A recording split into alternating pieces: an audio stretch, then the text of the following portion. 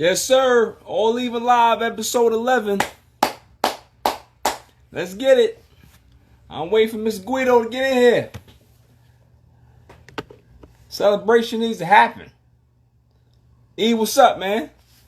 You know I gotta represent, man.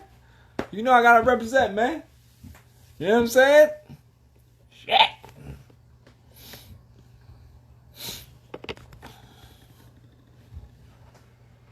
What's good? What's good?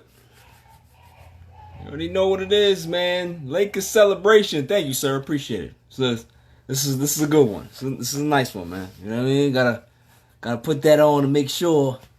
You know what I'm saying? Gotta make sure we good. Gotta make sure we good. I am waiting for Mr. Guido. He always late, man. He's always late. About to start docking him for time. Celebration needs to happen. He holding up my celebration, man. Shoot.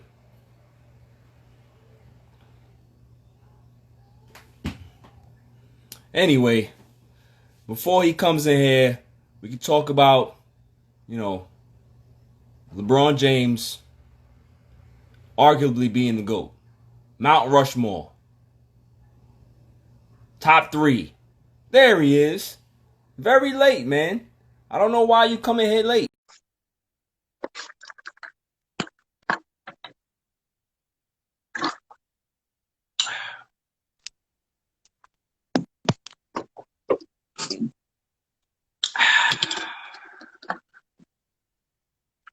Let me guess, you're mad, Grumpy. You're late. Mike Guido, episode 11, All Even Live. What's going on? It's a celebration. Yeah. You know what I think is really funny? You start these lives, and then I show up like 30 seconds. Minute later. No. And I'm late. And then that 30 seconds, I bash you severely. Why would you do that? That's me. That's what I do. You're just jealous because I'm better looking. That's possible, Yeah. We all can't be nice looking men. You know what I'm saying? I like the get up though. Thank you. Listen, I gotta keep this fresh, man. This is a nice present. Shouts to Shouts to the Bassey group for getting this, you know what I mean? I feel you. I feel you. I got this before Sunday's game. He's like, I gotta drop this off for you. I'll make sure, give you good luck for Sunday. I was like, you know what? Give it to me, because I was a little nervous on Saturday. I had my show on Saturday. I had the All Even podcast, episode 26. It was 25, excuse me. And it didn't go well. I was very upset. I did not like the way Game 5 went. It upset me. I was worried. Yeah. So we're not going to talk about football right now. We're going to talk about Game 6 of the NBA Finals. Let's get that out of the way. It was a beating. It was a defensive showing by the Los Angeles Lakers. You're hearing a lot of talks about asterisk championship because of the bubble. Your thoughts, Mike Guido?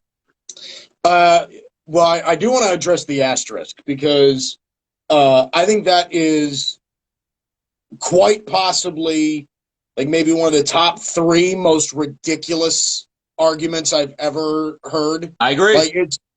I'll be honest with you. Like, there's multiple reasons why that's just a dumb thing. Why that's just dumb. Yeah. Okay. The first being that every team that was in the bubble had the same rules. Was playing by the same rules, right? They all showed up there, the same amount of rest, right? It was, really awkward. They were all staying in one place. They couldn't leave. They couldn't, they had to get tested every day. They needed to get that little stick stuck up their nose every day. Like, it's tough. It's uncomfortable. It's, everybody didn't have their family for a while. Like, that's, everybody was playing by the same rules. I think that's a little, the people that are saying, oh, you got to put an asterisk next to it, I think that's crazy. Here's the other thing, though. Yeah, go ahead. Here's the other thing, is we know, you and I are smart enough to know how difficult this was for certain teams.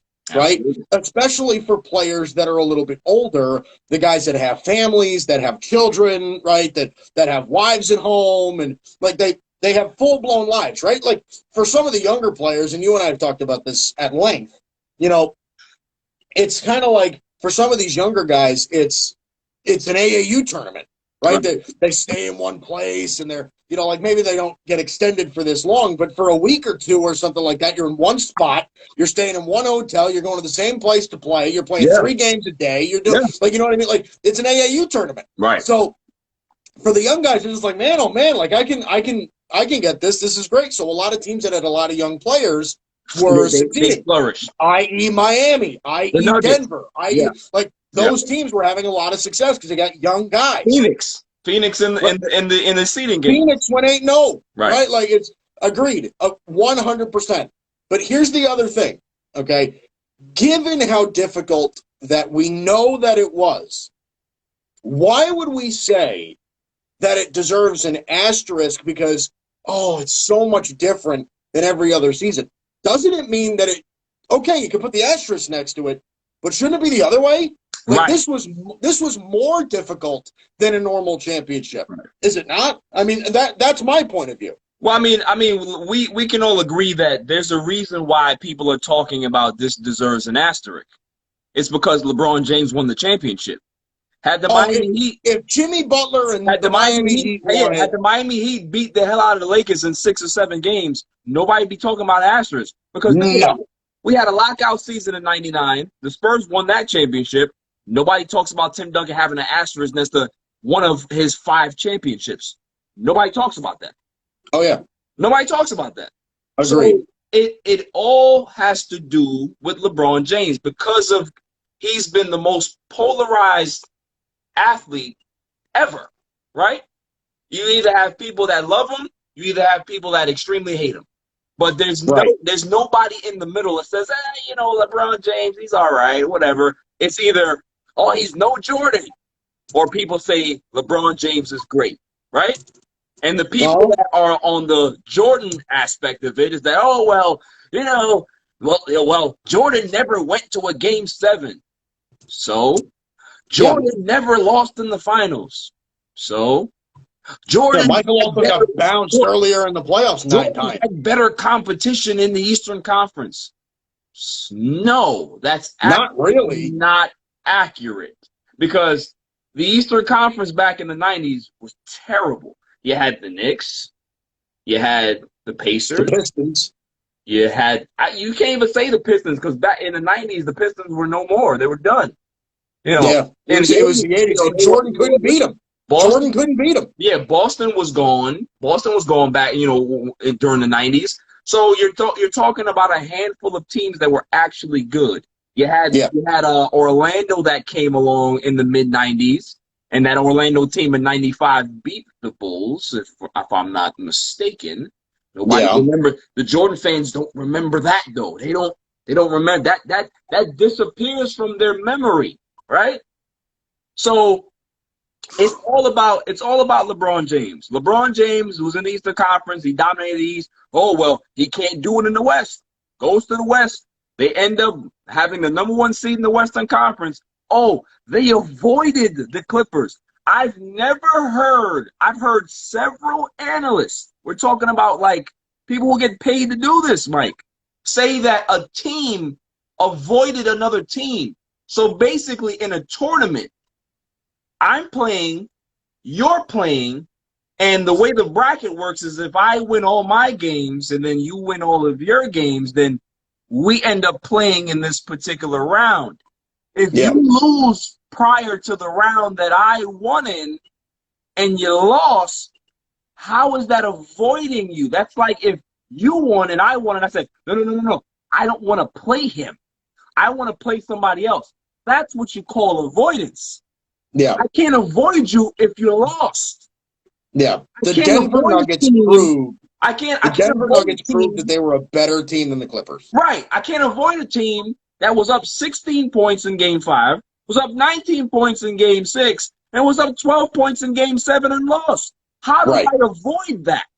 Mm-hmm. And then we go to the NBA Finals.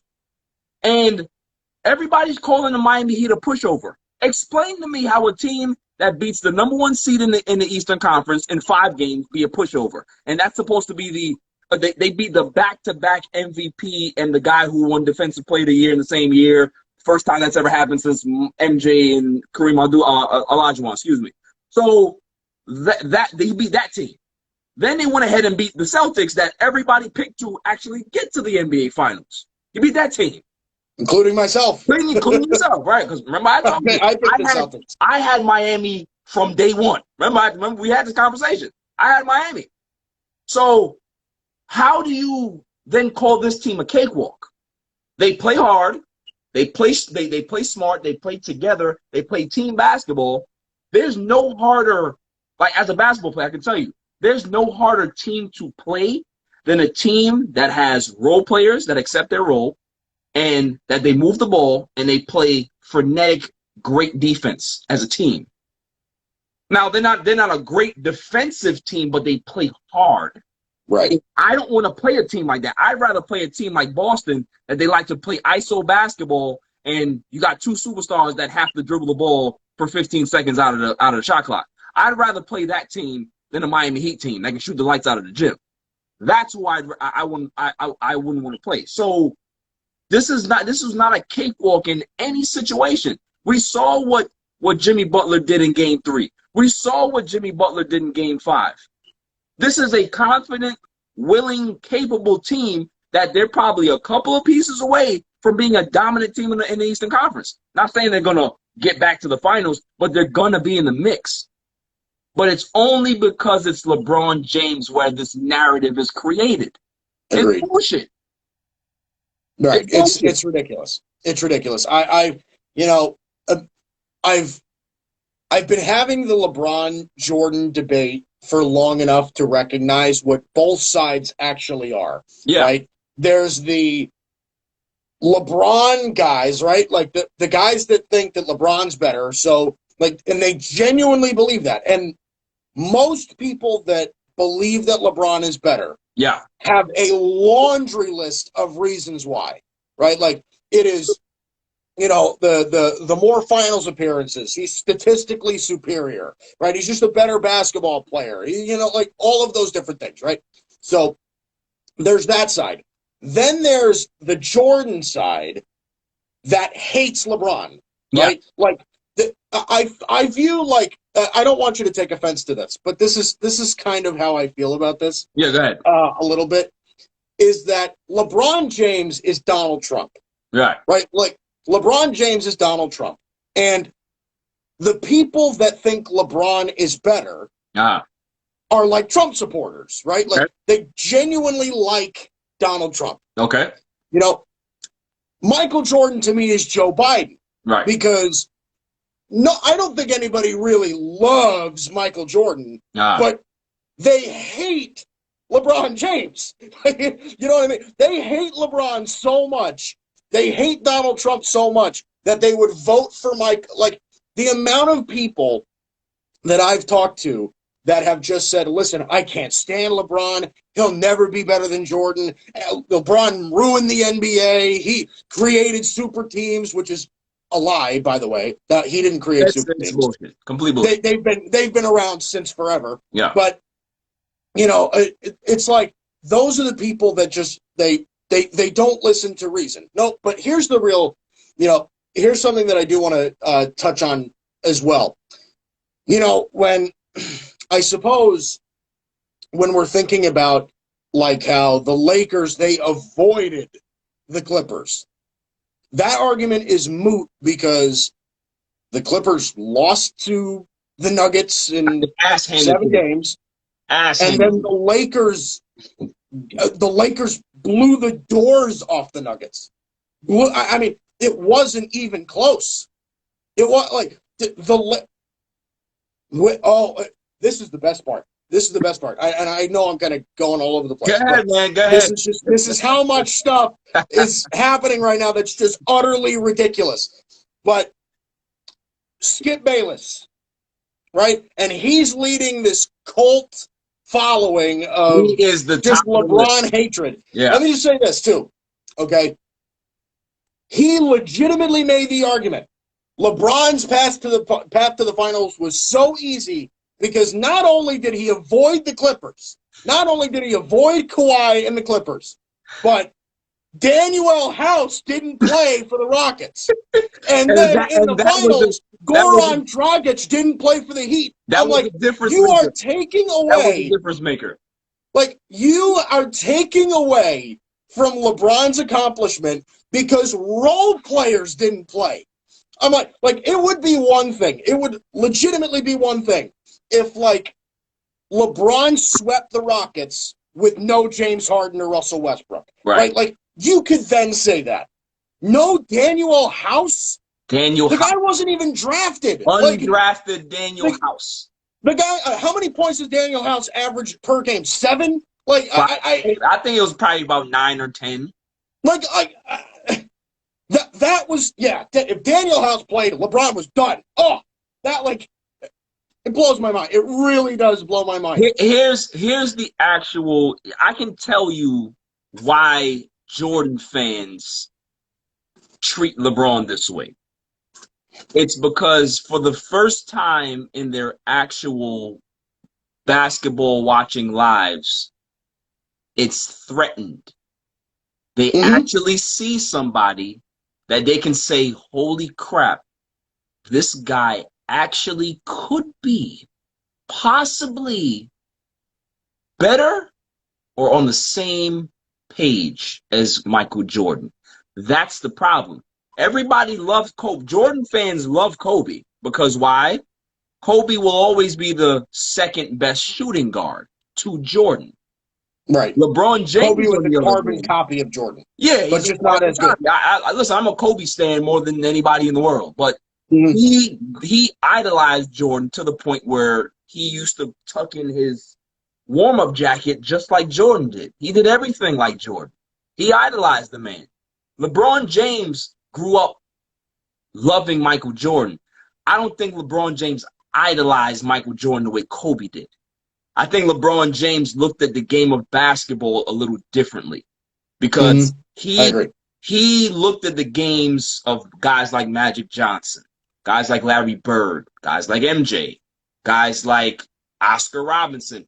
He's a student of the game and realized that if I play the game this way, I can be able to dictate the entirety of this game. I can literally physically control the pace of this game. I can literally control the confidence of my teammates. I can literally control the defensive end of how athletic I am, and I can be able to chase down blocks. He realized that from a young age that he can be able to manipulate the entirety of a basketball game. MJ didn't. That wasn't his mentality. It was, I gotta kill you. I'm gonna score 50 points. Blah, blah, blah. He was a great defender. I always call him the greatest overachiever in basketball. He was great. He was good, but he actually worked harder than everybody else as well. Yeah. LeBron James has all of those same qualities, but he thinks the game a different way. He needs his teammates to have full confidence in themselves, so when he calls on their number, they're going to be there. And he does that without hesitation. I'm going to make the right basketball play rather than shooting this ball over 4 guys. Because that's how he grew up. He grew up, in a way where, he moved around a lot. His father wasn't in his life. Yeah. Basketball was his family other than his mother. Right. So he always just wanted to fit in. He wanted to make his teammates, his family, and everybody feel good. He continues to play the game the same way. This is why he's different. And Jordan fans, they have this paranoia. Look what happened over the weekend. I don't know if you knew the story, Mike, that Jordan released Jordan to the Max in theaters this weekend. Could you please tell me what happened this weekend? On Friday was Game 5. Sunday was Game 6. That just might be a coinky dink. I don't know, man. No, not a coinky dink at all. We know why. We know why that was done. We know why the documentary was put out. We understand this.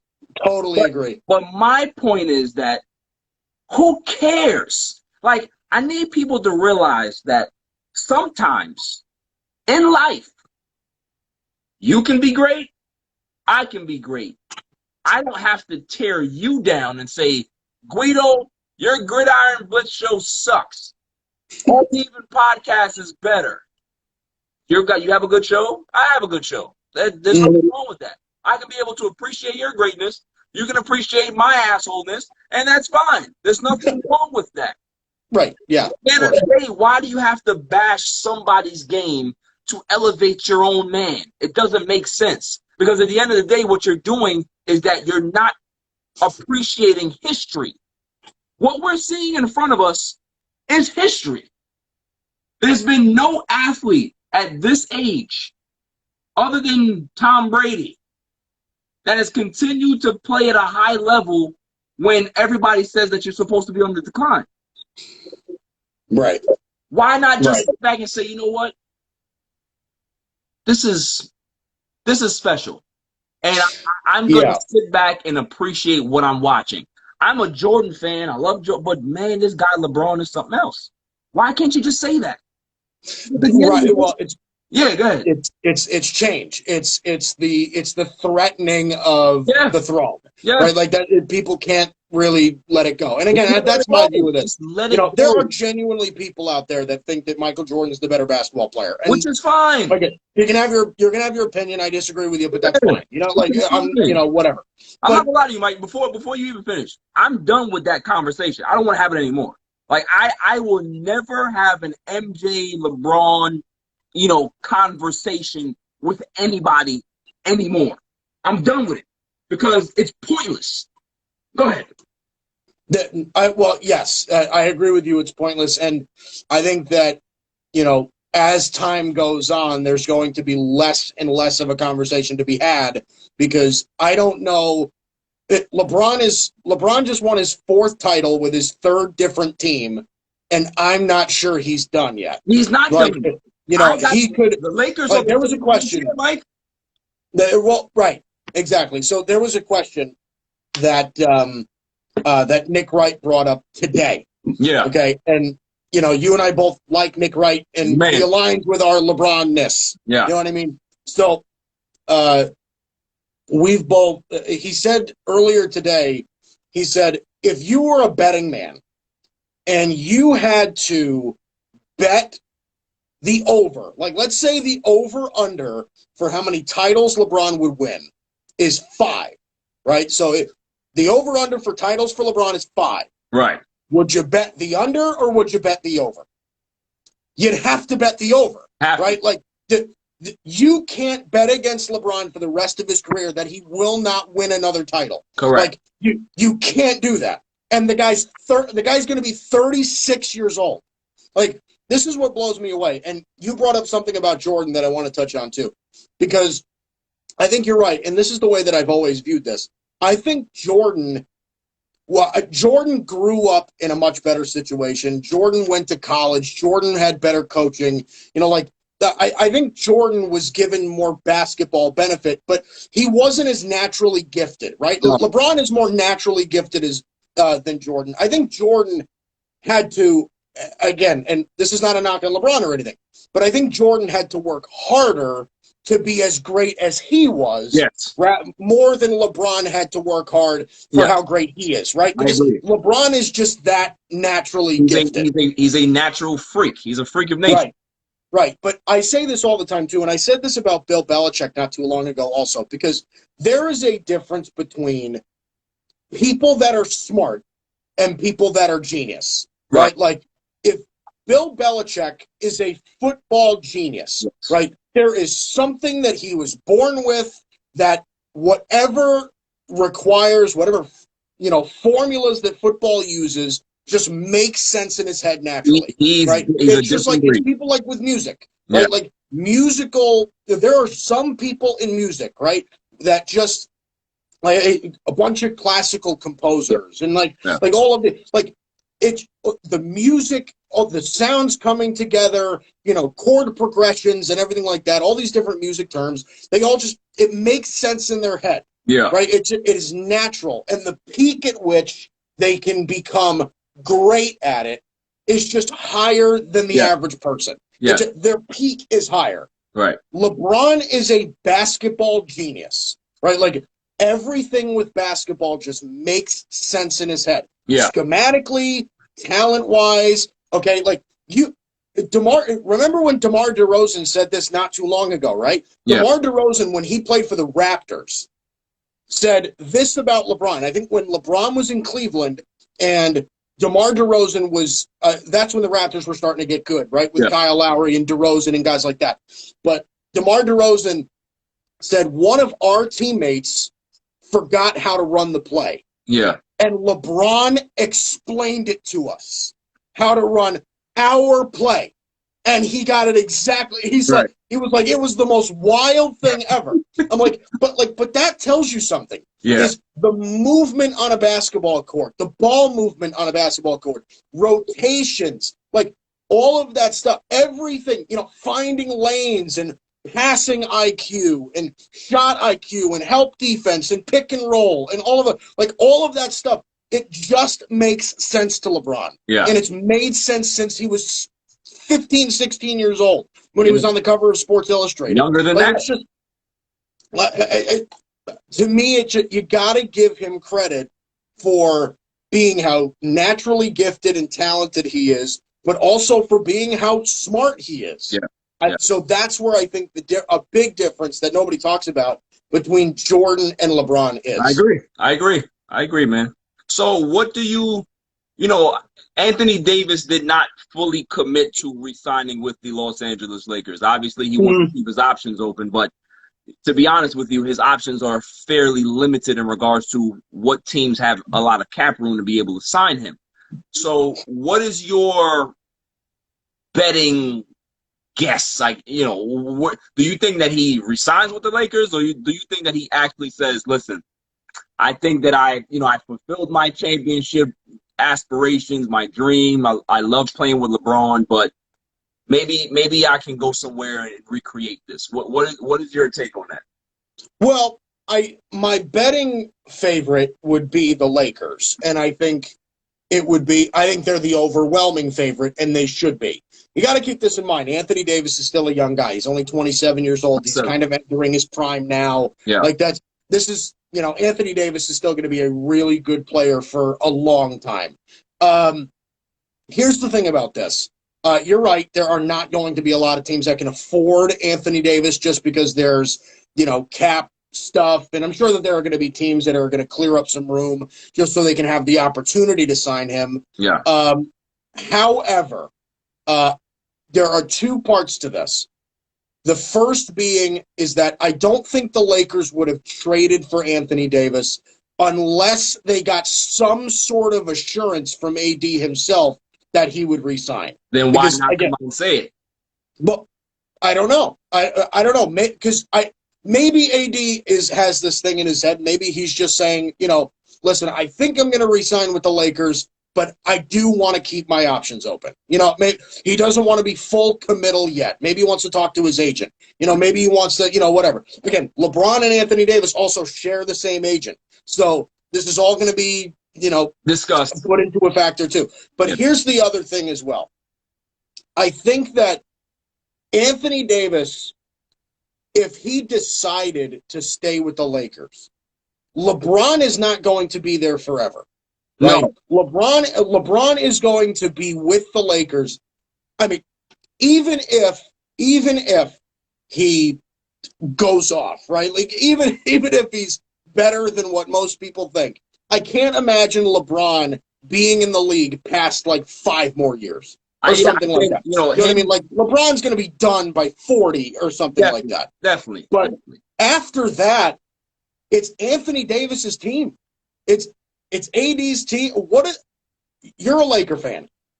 One of the things that the Lakers are known for is big men. It's having historically good big men, right? Shaq, Kareem, Wilt Chamberlain, like Pau Gasol, like there are historically good big men that have played for the Lakers. George Mikan, right? Bringing it way back. No, but you're right. No, George Mikan is absolutely on the revolutionized post scoring. He's dominant. Absolutely. Anthony Davis is talented enough to be of that ilk of Laker big man. The White big Howard was supposed to be that guy, but he didn't want it. He didn't want it. Right. He didn't want it. So I think I think the smart move for Anthony Davis would be to go back to the Lakers because, again, what other team is going to go out there and get him? The Knicks? Like, Kings? The Knicks, the Kings. You're probably going to have, like, Atlanta try to get in on him or like something like that. You're Washington and Charlotte and he's going to have those kind of options, but you could have, you could be the number one guy next to Terry Rozier, or you can go and win more championships with LeBron James. And be the face of the Los Angeles Lakers. Oh, we'll see. We'll see, man. We'll see. Thursday night football game, Mike. Bears won that game 20-19. Your thoughts? I discussed this on my Friday edition of Guido's Gridiron Blitz every Monday and Friday, 2 o'clock, 3 o'clock p.m. Eastern Time on the Landry Football Network. I just want to, point that out. I did give you a shout out. I don't know if you saw that. All right. Yeah, I appreciate it. Thank you. But I think that this speaks to the truth about Tom Brady. Yeah. Right? I can't stress this enough. Yeah. Okay. And listen, I'm not going to try and sit here all the time and bash Tom. Okay. I have no interest in just bashing people for the sake of bashing people. Yeah. But, I think Tom Brady and Dak Prescott, who I'm sure we're going to talk about a little bit later, had a very similar issue this season so far. Okay. The Tampa Bay Buccaneers are a good football team. I'm not saying that they're not a good football team. They're not great, however, but they're good. Right, exactly. They are so far underwhelming. Yeah. Okay. When we looked at the Dallas Cowboys, and I don't want to get too far off track, but when we looked at the Dallas Cowboys, right, you saw, oh, man, they got Dak, they got Zeke, they got Amari Cooper, they got Michael Gallup, they got CeeDee Lamb, they got Mike McCarthy at head coach. They are going to blow the doors off of everybody. Yeah. Right? You looked at Tampa Bay, and it's like, oh, man, they signed Tom Brady. They got rid of that bum Jameis Winston that threw 30 interceptions. They got Tom Brady in here. He's the GOAT, right? Leonard Fournette and Mike Evans and Chris Godwin and Gronk and O.J. Howard and Cameron Brate and, little Scotty Miller. And, they drafted that kid Tyler Johnson. Like, they are going to. Right, exactly. Ronald Jones in the backfield, too. Like, they are going – Bruce Arians. They are going to blow the doors off of every team in the NFL. And they haven't done it. Right. Listen, Tampa Bay's good. Their defense is top 10. They're probably have an offense that's top 10. Yeah. They're not a Super Bowl team. No. In my opinion, they're not a Super Bowl team because the one thing that is holding them back, in my eyes, is quarterback. They are not getting this. Like, here's the thing. Jameis Winston, based on offensive production, could put up points, period. Yeah. Jameis Winston put up points. He just turned the ball over too much. Right. That was his day. He gave the ball away. But the Buccaneers with Jameis Winston were not an awful football team. No. They really weren't. Finished 7-9. Tom Brady with Tampa, all Tom Brady needs to do with Tampa, or needed to do with Tampa from the beginning, was not suck at an uncontrollable rate. Right? If he threw 15 picks, which is not good, the Bucs would be better. That's still better than Jameis. That's right, exactly. If he threw 15 interceptions, it would be 20. Better than Jameis. Even 20. Right, that's what I mean, is Tom Brady could stink, and the Bucs would still be better, as long as he didn't stink as bad as Jameis Winston. Right. So what this tells me is the truth about Tom, is that even with the talent, okay, last year's struggles with Brady was not entirely on wide receivers. Nope. Tom Brady is not nearly what he is, or what people make him out to be today. And is he awful? No. Yeah. Is he really good? No. And listen, I agree with you 100%. I remember, we spoke about this last season where, Pro Football Focus was saying that Tom Brady, his receivers weren't good. They were, the receivers were last in regards to separation. They couldn't get off the line of scrimmage. They were getting, they just couldn't get open. Brady didn't have any windows to throw the ball into. What I see is a quarterback that is not reading defenses as he used to. Like certain things, certain coverages, he's not noticing anymore. And I compare it to when Peyton Manning, the last year of Peyton Manning's career. Peyton Manning stopped recognizing defenses the way he used to. It's like the brain, that part of his brain kind of shut off, and he was just making bad decision after bad decision after bad decision, and teams picked up on it, and week after week they started to give him the same looks, and he wasn't noticing certain things, and it was just like, Peyton Manning is not noticing this particular coverage. It may be time to go. Tom Brady, although he's not that seriously, like that bad as how Peyton Manning was, it's getting there. Like I believe that if Brady comes back next season, you're going to see an even steeper decline in regards to that cognitive awareness of what the defense is giving him. Tom Brady's interception rate has gone up the last 3 years. His pick six rate has gone up the last 3 years. Yeah. Everything is going up in regards to negative. That shows you that the quarterback is aging. That's natural progression for a guy that's 43 years old. Right. It's okay to regress. And everybody needs to realize that Tom Brady can probably play until he's 45 or 46 years old, but would you actually really want him to? If you're a franchise, why would you want him to? Like in the Bucs situation, okay, they got him for 2 years. They also have Josh Rosen that they're going to start to, prep and get him along, right?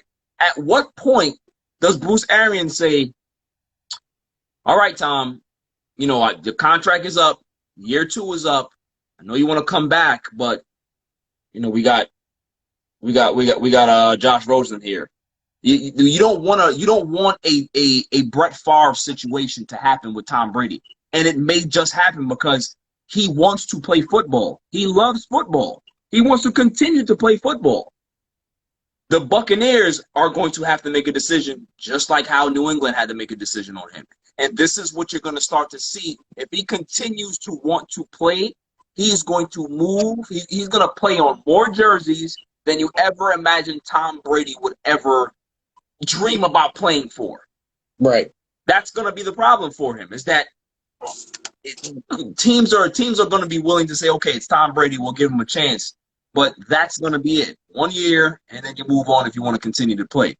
So, I think if the Bucs don't get where they want to be this year, and obviously that's the Super Bowl, in year 2, Bruce Arians is really going to have to make a decision to say, do I actually really want to go down this road again, year 2?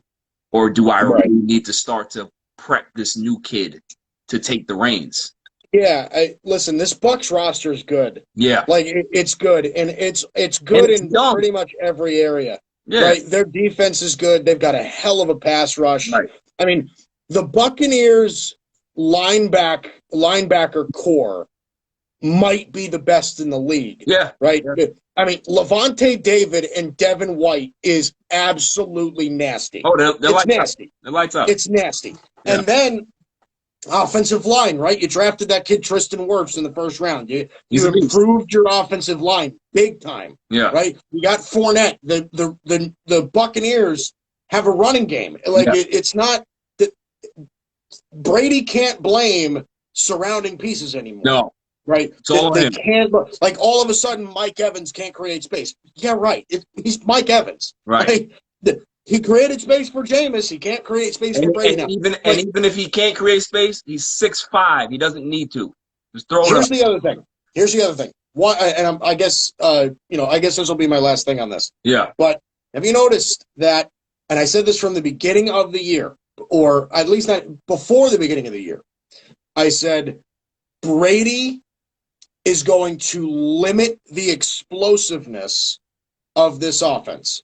less deep balls, right? Chris Godwin and Mike Evans are both incredible, long, deep play, big play threats, right? That can break away from a corner and just beat you over the top of a defense. Right.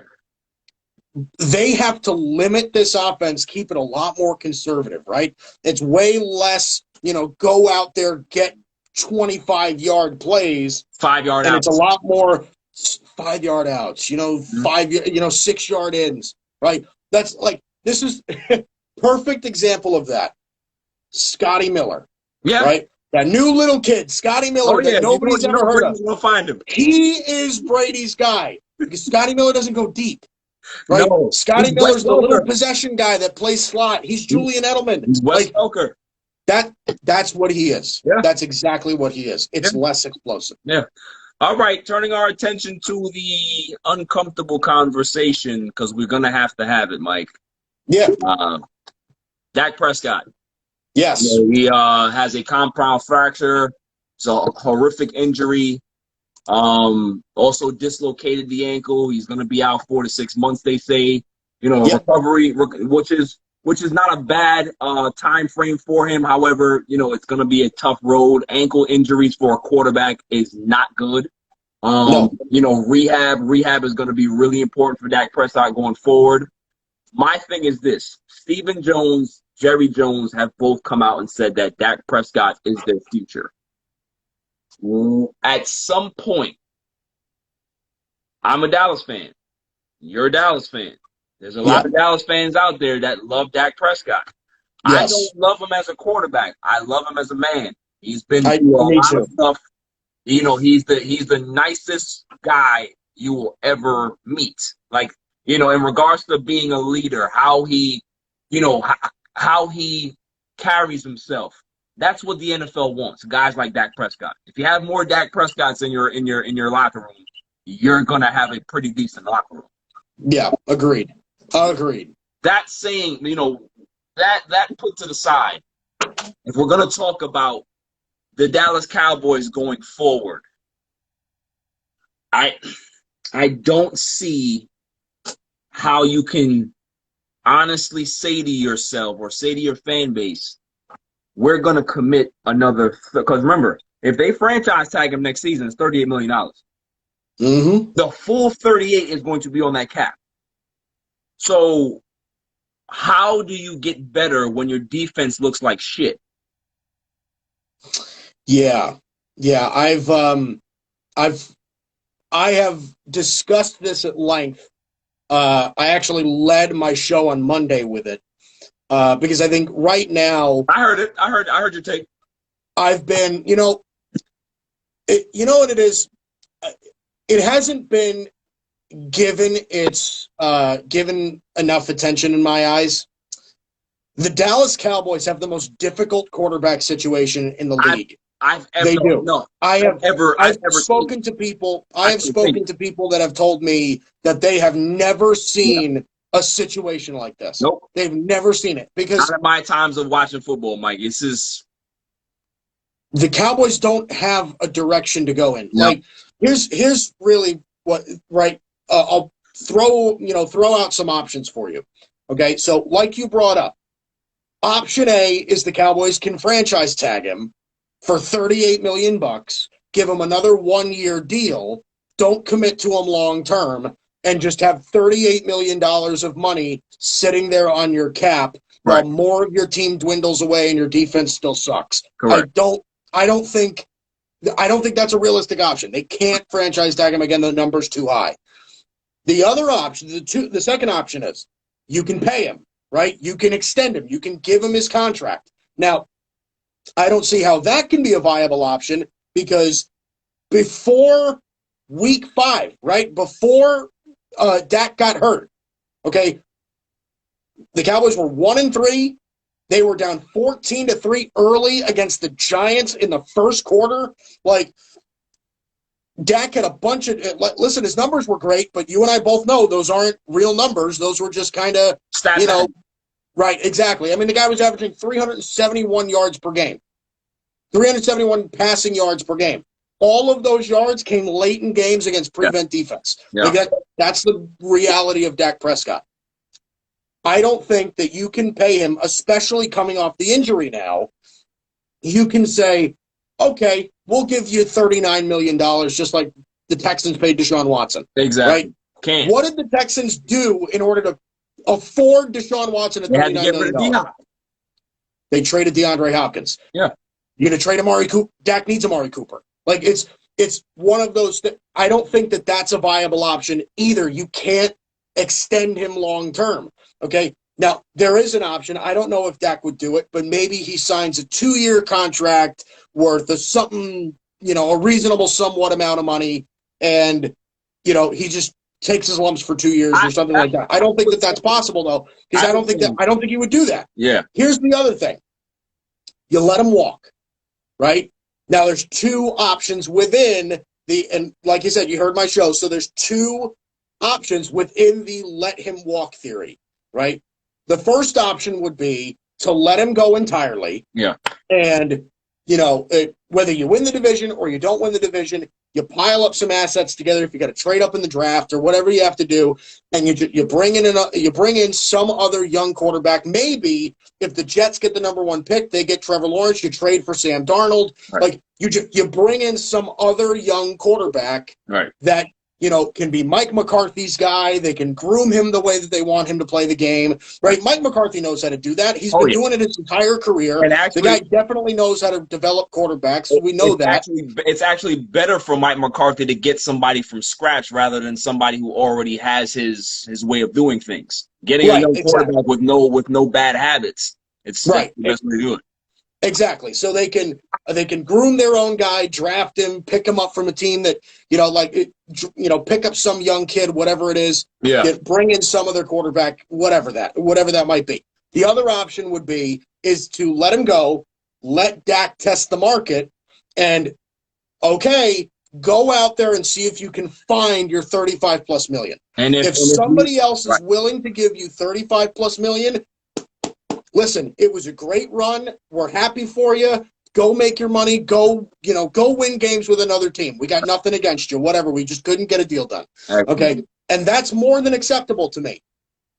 If I were the Cowboys, I would have a number. I would have a cap, right? So for Dak Prescott, my max is like $30 million, right? $30 million a year. I'm not going a cent over it. That's not what I'm doing. Dak goes into the free agent market. He can't find a taker for more than that or whatever it is. He comes back to the Cowboys and says, okay, I'm willing to take what the Cowboys make him an offer, whatever. And they say, this is how high we're going to go. And Dak can either say, well, screw you guys. I feel disrespected. I don't want to come back. Okay, he goes plays somewhere else. He's going to have suitors. Yeah. So he could do that, or he could say, okay, $28 to $30 million for however many years. Okay, I'm in. We can play. Yeah. And I'd sign up for that. $28 million for Dak Prescott. I'd sign up. Yeah. That's fine.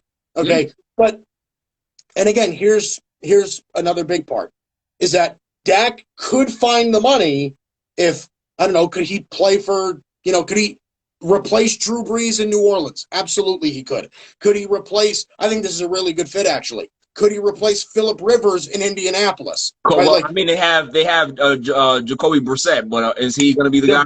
They're both gone. Yeah. After this year, both their contracts are up. That's $41 million. The Colts coming off the books at just quarterback. You know what I mean? So, and they have a roster in place, which is why I said I think it's a good fit because they can afford to pay Dak Prescott $30+ million and not have it kill them. You know what I mean? So. Right, Atlanta with Matt Ryan. Could he replace Big Ben in Pittsburgh? Like, there are going to be fits for Dak Prescott. Yeah. Will somebody give him that sort of money? Yeah. So if I were the Dallas Cowboys, that's the route I would go down. I would see what would happen in the open market for him. If he comes back, you get him at a reasonable price, great. But by no means necessary do I think that you should commit to him right now. And the other one that you didn't talk about is the non-exclusive franchise tag.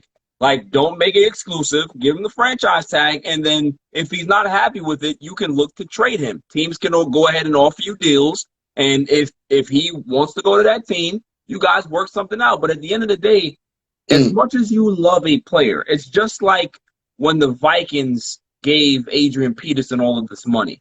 They knew that giving a running back all of this money was going to hamstring them for years to come. They decided to do it anyway. It put them in a bad spot where they had to rebuild, and it took a while to do so. If the Cowboys go ahead and give Dak Prescott this money, that's basically what you're doing. You're basically telling your franchise that, okay, well, we're not going to be good for a while, but hey, at least we have the quarterback that everybody loves. He's a great guy. He's a great guy off the field. He does everything right.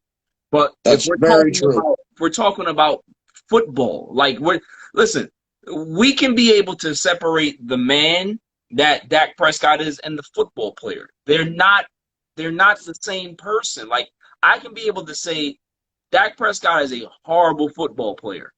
I'm not coming at him personally. That's just my opinion on his play on the field. Jerry and Steven have to do the same thing. You cannot, it's just like Jason Garrett. They love Jason Garrett. He's a second son, whatever it is. But what was his performance on the field? You cannot let personal disrupt business. And if you give him this particular money, you're disrupting your business. That is football. Right. You see look what the Texans look like because they don't have anything left. It's Deshaun Watson and nothing. This is what they're going to look like for the next 4 years. There's never been a team, Mike, that's paid a quarterback X amount of dollars and has won a Super Bowl.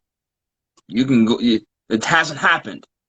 You get the Super Bowl, then you get your money, and teams are just like, all right, well, we got the ring, it's fine. Maybe the team that actually does that is Pat Mahomes, and the reason why they're going to do that is because he gave them a cap-friendly deal. That we look at this absorbent amount of money that he's getting, but it's over a long period of time where they can be able to maneuver and change that figure year to year.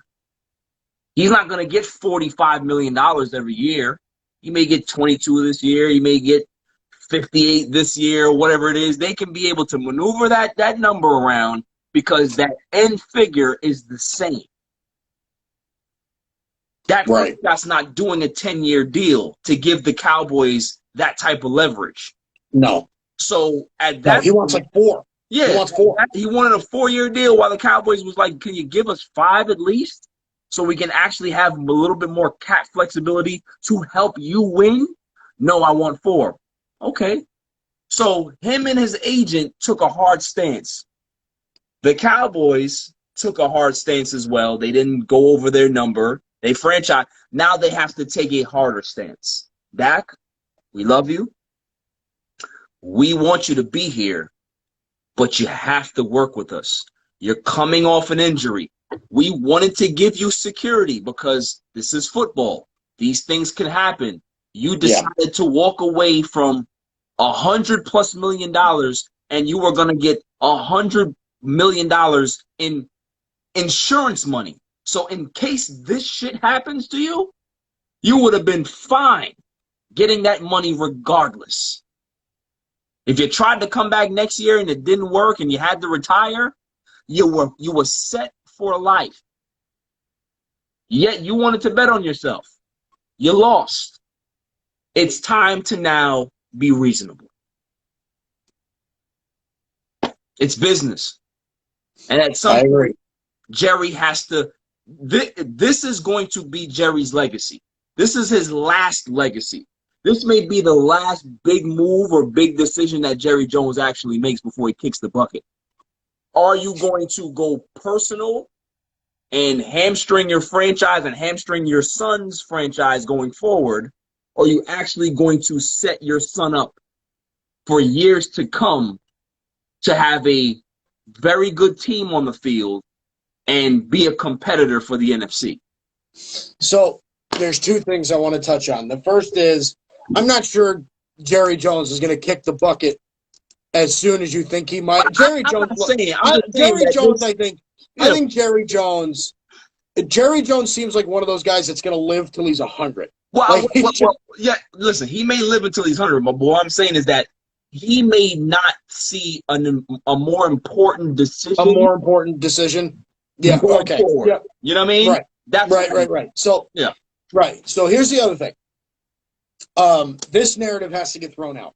It has to get thrown out because it is incredibly unhealthy for the league. It's incredibly unhealthy for people. It is. Yeah. Okay. I've never felt this way. It was never a realistic thing. The Cowboys, Jerry Jones, Stephen Jones, whoever, by no means necessary have they disrespected Dak Prescott. No way. By no No means way. necessary. Now listen, No way. I don't think Dak has ever said that. I don't think Dak has ever said I feel disrespected by the organization. No. I don't think he would. He's not that kind of person. No. Right? Has he said it internally to other people? Maybe. Probably. Maybe. I don't know. Maybe he has. But again, this is the Cowboys were saying, listen, we want you to be our franchise quarterback. We'll give you $33, $34, $35 million over 5 years.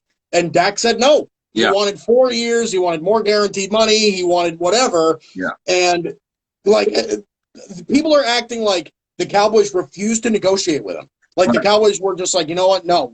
The Cowboys, by no means, were telling Dak to, they were not kicking him out the door. Right. Like, they were not telling him to get lost. They're like, listen, Dak, we want you around. Everybody here loves you. Yeah. Okay? The fan base loves you. The players love you. I mean, you saw it. As soon as he got hurt, the entire team swarmed around Dak. Yep. Right? Exactly. Dak was crying. Yeah. Like, it's just, like, listen, I've been super critical of Dak. I have a love-hate relationship with Dak. I really do. But when Dak started crying on the field, it broke my heart. Yeah. It broke my heart. I was like, oh my God, I can't watch you cry because you're gonna make me cry. Yeah. Because he cares that much about the game, which is why, again, you and I have said, I love Dak as a guy. I love him as a leader. I love his maturity. Yeah. I love that stuff. But the quarterback, to me, isn't enough. It just isn't. No, you're right, man. You're right. I agree fully. You want to do a little Clippers bashing before we sign off? I'll let you handle that because you enjoy it a little bit more than me. I enjoy it. Don't get me wrong, but you enjoy it a lot. Do you know that they still have the Clippers' favorite to compete for an NBA title? How? Mike, explain to me how. Huh? How? I don't know. I don't know. All right, real quick, who is your biggest threat to the Lakers taking the West again next year? Taking the West? Yeah. Probably the Clippers, but I'm gonna throw one little. Do you want me to choke you? One team. You want me to choke you? There. Huh? Do you want me to choke you? No, but one team I am going to throw out there that I think is a real possibility, because I don't know what kind of year they're going to get. But don't ignore the Golden State Warriors. I agree. That's don't ignore the Golden State Warriors. That was my pick. Steph back, Clay back. They got the number 2 pick, right? That they get James Wiseman or something like that. They got Wiggins. I don't like Draymond Green, but they got him too. I'm gonna blaspheme right now, Mike. If the Warriors get James Wiseman, I'm gonna have to cheer for the Warriors a little bit because that's my guy. I love that. You love James Wiseman. I'm not gonna cheer for the Warriors. I'm not gonna cheer for the Warriors. But if he ends up going to that team, they will answer all the questions that they've ever had in regards to an interior big. They will just drop him in there with the rest of those guys, and it's like, holy shit, the Warriors didn't go anywhere. Yep. It's gonna be a problem. I don't think that they draft. They may trade that pick to go get another asset. I can see them trading that pick as well as trading Andrew Wiggins, and getting somebody else. You never know. You got 25 seconds. You take us out, Mike. Well, even though I, think the Warriors are going to be okay, I'm putting my money on LeBron. Of course. Putting my money on LeBron. You got to put your money on the Lakers, man. How about this? Three-peat. Oh, you going Three-peat.